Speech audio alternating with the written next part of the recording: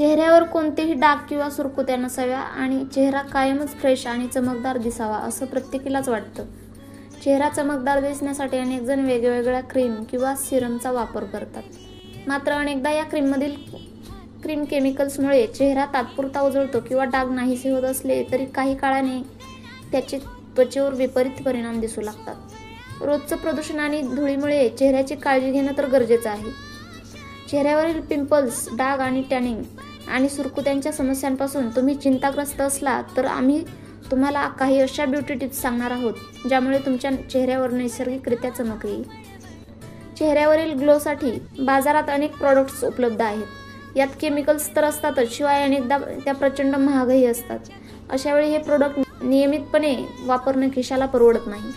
म्हणूनच घरात अगदी सहज उपलब्ध होणारे आणि अगदी खिशाला परवडतील अशा वस्तूंचा वापर करून चेहऱ्यावर ग्लो आणणं सोपं आहे. त्यातला पहिला आहे बटाटा. बटाट्याचा वापर करून चेहऱ्यावरील डार्क स्पॉट आणि टॅनिंग दूर करणं शक्य आहे. तसंच तुमच्या चेहऱ्यावरील ग्लो कमी झाला असेल तर बटाट्याचा मास्क वापरल्याने ग्लो पुन्हा येण्यास मदत होईल. कच्चा बटाटा किसून त्याचा वापर चेहऱ्यावर स्क्रबप्रमाणे करावा. त्यानंतर दुसऱ्या दिवशी चेहऱ्याला कच्चं दूध लावावं. यामुळे त्वचेवरील डाग फिके होण्यास मदत होईल. दुसरं आहे नारळ पाणी. नारळ पाण्यामुळे त्वचेवरील डाग फिके होण्यासाठी मदत होते. यासाठी नारळ पाण्यामध्ये 1 चमचा मध मिसळा. त्यानंतर हे नारळ पाणी आईस ट्रेमध्ये टाकून त्याचा बर्फ होऊ द्या. नारळ पाण्याच्या या आईस क्यूबने रोज चेहऱ्याला मसाज करा. त्यानंतर 10 मिनिटांनी चेहरा स्वच्छ पाण्याने धुवा. नारळ पाण्यात असलेल्या कॅराटीनमुळे त्वचेवरील डेड स्किन निघण्यास मदत होते आणि नवी त्वचा विकसित होते. हळद आणि मलई. चेहऱ्यावरील नैसर्गिकरित्या ग्लो येण्यासोबतच चेहऱ्यावरील डाग फिके करण्यासाठी हळद आणि मलईचा वापर खूपच फायदेशीर ठरतो. यासाठी 1 चमचा दुधाच्या मलईमध्ये चिमूटभर हळद पावडर तसंच गुलाब पाण्याचे काही थेंब टाकावे. त्यानंतर तयार पेस्ट चेहऱ्याला हलक्या हाताने मसाज करावी. त्यानंतर पेस्ट चेहऱ्यावर राहू द्यावी. 20 मिनिटांनी चेहरा स्वच्छ पाण्याने धुवावा. या पेस्टचा नियमित वापर केल्यास आठवडाभरातच तुम्हाला फरक जाणवू लागेल. चांगल्या रिझल्टसाठी 2 महिने याचा नियमित वापर करावा. पुढचा आहे टोमॅटो. टोमॅटोमध्ये असलेल्या अँटीऑक्सिडंट गुणधर्मामुळे त्वचेला पोषण मिळण्यास मदत होते. यासाठी टोमॅटोच्या स्लाइसने चेहऱ्यावर गोलाकार मसाज करा. त्यानंतर 10 मिनिटं टोमॅटोचा रस चेहऱ्यावर तसाच राहू द्या. त्यानंतर चेहरा स्वच्छ धुवून सुती कपड्याने कोरडा करावा आणि मॉइश्चरायझर लावावं. यामुळे चेहऱ्यावर ग्लो येण्यास मदत होईल. तसंच जर तुम्ही डोळ्यांभोवती आलेल्या डार्क सर्कल्समुळे हैराण झाला असाल तर त्या दूर करण्यासाठी टोमॅटो चांगला पर्याय आहे.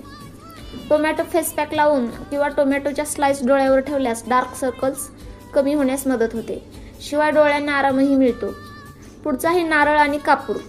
अनेकदा प्रदूषणामुळे चेहऱ्यावर मुरूम येतात. त्यासाठी नारळाच्या तेलात कापुराच्या 2 गोळीची पावडर चांगली एकजीव करून घ्यावी. ही पेस्ट चेहऱ्यावर हलक्या हाताने मसाज करून लावा. 10 मिनिटांनी चेहरा स्वच्छ धुवा. यामुळे मुरुमाची समस्या कमी होण्यास मदत होईल.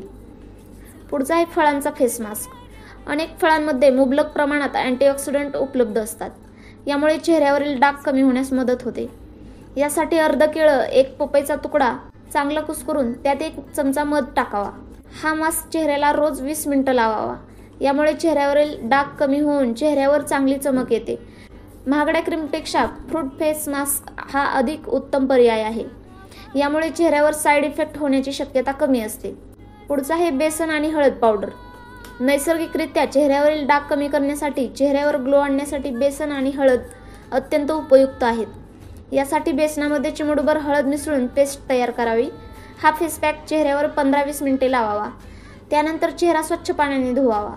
तुमची त्वचा कोरडी असेल तर दुधामध्ये हा पॅक तयार करा.